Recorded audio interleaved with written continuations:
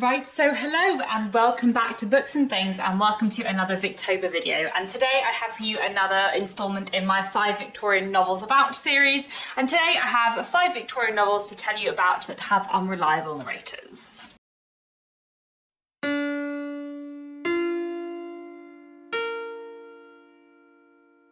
So slightly moving away from the about bit of the 5 Victorian novels about, because this is not really a theme but like a narrative device, but I thought this video could slip into this series anyway. So I have 5 novels to tell you about today which have unreliable narrators and which use the kind of narrative device of the unreliable narrator in quite an interesting way. So we're going to start off with The Moonstone by Wilkie Collins, although I have to say that this is partly also representing multiple books by Wilkie Collins, because Wilkie Collins uses the kind of unreliable narrator trope in quite a few of his novels.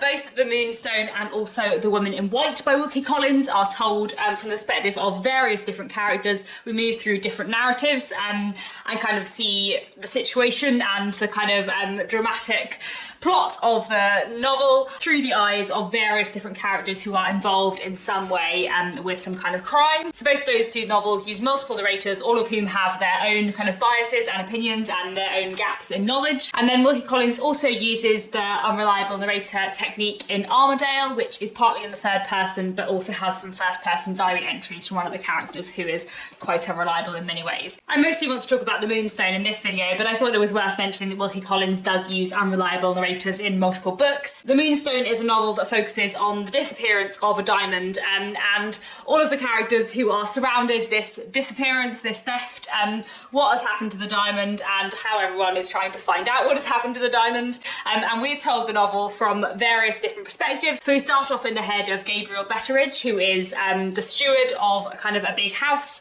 and then we move through various other characters who are involved in some way in this situation. But all the characters have their own personalities, their own biases. I think Wilkie Collins does a really great job in The Moonstone of like really heavily characterising all of the different perspectives, so that we know that the vision we're getting of the circumstances are not necessarily exactly right, because they're always seen through the filters of the characters' eyes and what the kind of characters think about the situation and how their personality is kind of influencing and how they're judging the other people around them. And then there's another like element of the plot later on which kind of ties into that unreliable narrator thing, which I can't really explain here without spoilers. But I feel like Wilkie Collins in The Moonstone does a really good job of kind of showing the different perspectives of all of these characters and kind of how their perspectives differ from each other in a way that I really like. And I feel like The Moonstone actually is better at this than The Woman in White. Like, I feel like the different perspectives in The Woman in White serve more of a kind of like plot purpose than they do like a character purpose. Whereas in The Moonstone, I feel like the different narrators all feel very different, and therefore it does feel like we're getting very different sides of the story in a way that I really enjoy. The next book I wanted to mention was Bleak House by Charles Dickens. So Bleak House is told in a kind of dual perspective. Half of the novel is told from the first person past tense perspective of Esther Summerson, and then the other half of the novel is told in third person present tense. And obviously the bits in first person present tense are not using the technique of an unreliable narrator. In fact, they're sort of the opposite, where they are very like kind of cold and stark in a way that I really enjoy. However, the narrative of Esther Summerson is unreliable in lots of ways, mainly due to Esther's personality, because Esther has very low self-confidence, doesn't think very highly of herself, doesn't think she's very important. So she often like describes what's happening to the people around her and focuses on the people who she loves and she cares about, but doesn't talk about like her own story. So there are bits where she like purposely withholds things from the reader because she's like, oh, it's not important, and then just casually at the end of the chapter mentions, oh, we did also meet this other person that day, but I won't tell you about him because it's not important. But she does things like that, which I think is quite fun. You know, the conceit within the novel is that she's writing this account of what's happened in her life, but she kind of is trying to focus on the other characters and not on herself, and like ends up like kind of not telling you things that are quite important to her emotional state. So I find that quite interesting in Bleak House, and I think that's a really nice way that Dickens kind of uses the unreliable narrator construct in here. Bleak House is a novel which is all centred around a big court case, Jarndyce versus Jarndyce, and Esther is sort of like, she's not really involved in the court case, but she is the paid companion of a young woman who is a ward of Chancery, who is kind of waiting to hear the results of this grand dispute about where money from a particular will should go. go. So Esther's sort of on the sidelines in some ways, and Esther very much like writes her narrative as though she is on the sidelines. So you sort of get her story incidentally while she's trying to tell you the story of her friends, which I think works quite well and is quite interesting. So I really enjoy Bleak House and the way that uses Esther as an unreliable narrator.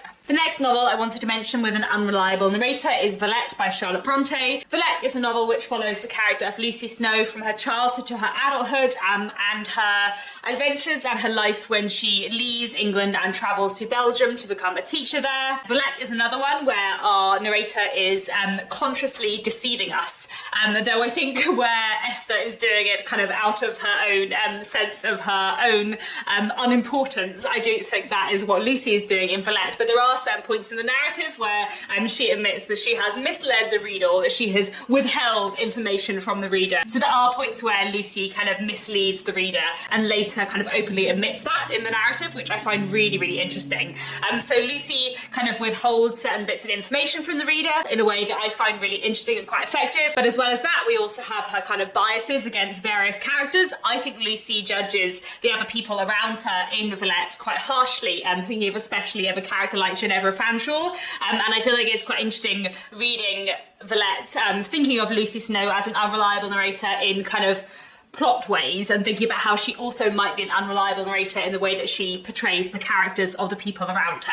But I really love Valet, and I think it's a really interesting book to look at in terms of unreliable narrators, so I would definitely recommend this one. Another wonderful Victorian novel that uses unreliable narrators, which I could not mention today, is Wuthering Heights by Emily Bronte. I love Wuthering Heights so much. It's one of my favourite books of all time, and I feel like one of the things I love about Wuthering Heights so much is the narrative structure and the way that Emily Bronte kind of plays with narrative unreliability, and not just like one unreliable narrator, but like layers and layers of unreliable narrators. So we open Wuthering Heights in the perspective of a man called Lockwood. Lockwood is writing a diary. The first sentence of the book is 1801. I have just returned from a visit to my landlord. So he is writing a diary, and it's very clear from very early on that Lockwood is very self-conceited, very annoying in many ways, and not the kind of person that you would trust to give you an accurate representation of his own or other people's merits and what's going on around him. And within Lockwood's diary, he records the story of two families in the neighbourhood, the Earnshaws and the Lintons, as told to him by his housekeeper Nellie Dean. So Nellie Dean tells the story of the Earnshaws and the Linton families, and the Earnshaws' adopted son Heathcliff. She tells Mr. Lockwood this story, and he writes it down in his diary after she has told it to him. And Nellie Dean herself is very much not a reliable narrator. She has very strong opinions about the people around her. She has a lot of judgment for the people around her. She also isn't present for a lot of like important things that she relates.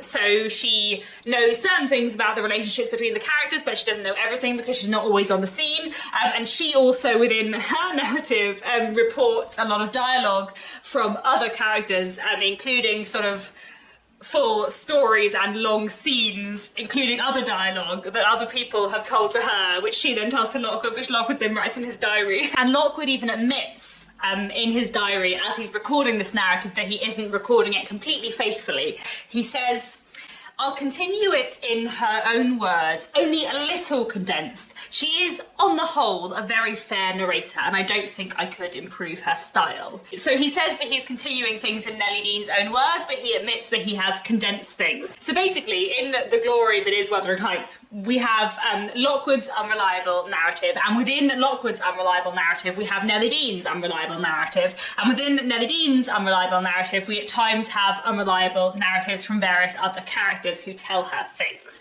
Which means that basically anytime anyone speaks in Wuthering Heights, you can't trust anything they say because it's all like filtered through several layers of narrative unreliability in the most glorious way possible.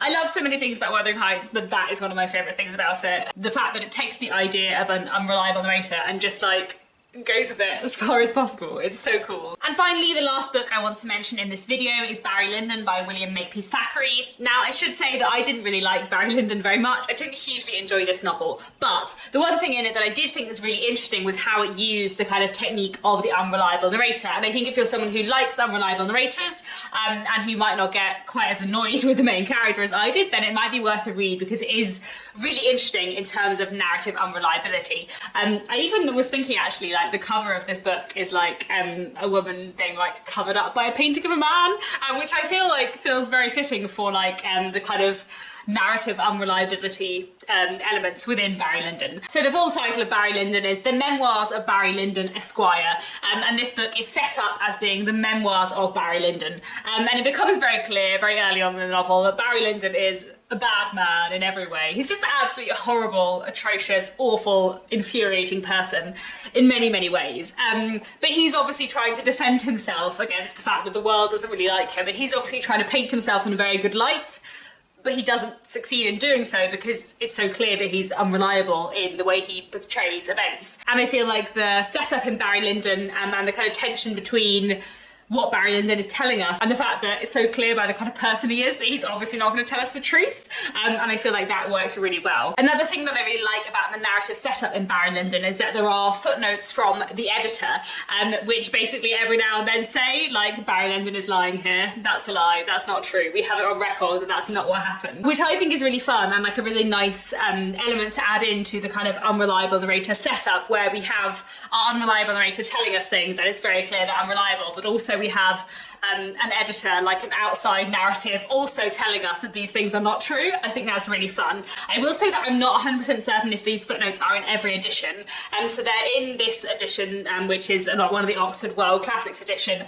but there are notes on the footnotes saying that the footnotes didn't appear in every edition of Barry Lyndon when it was published. I think the footnotes were like in the original serialised version, but they weren't in every like full edition of the book afterwards, which seems like a real shame to me because I really liked the footnotes. Like I felt like they were really valuable to the novel, and in fact I would have liked a lot more, and I would have liked it to have gone further in that element of like criticising Barry Lyndon within the novel Barry Lyndon. So I don't know if they'll appear in every edition, but they are in here and I found them really interesting. Barry Lyndon is a very interesting book. Like I said, I didn't really love it very much because the main character is so infuriating and so horrible, but also because he's so horrible and he's so clearly such an awful person, you do very soon realise that he's not a reliable narrator. William Mapley Thackeray very much wants you to see and wants you to know that he is a horrible person and that he's not a reliable narrator. It's somewhat infuriating to be in Barry Lyndon's head because he is so awful, but I also feel like it's a really interesting exercise in like narrative unreliability. I don't know if I would necessarily recommend it to everyone. Like I said, I didn't hugely love this one, but I do feel like the way it uses that unreliable narrator setup was really, really interesting. So there we go, those are 5 Victorian novels with unreliable narrators. Please do let me know down in the comments what your favourite Victorian novels with unreliable narrators are. That's it for now, thanks very much for watching, and I'll be back very soon with another bookish video.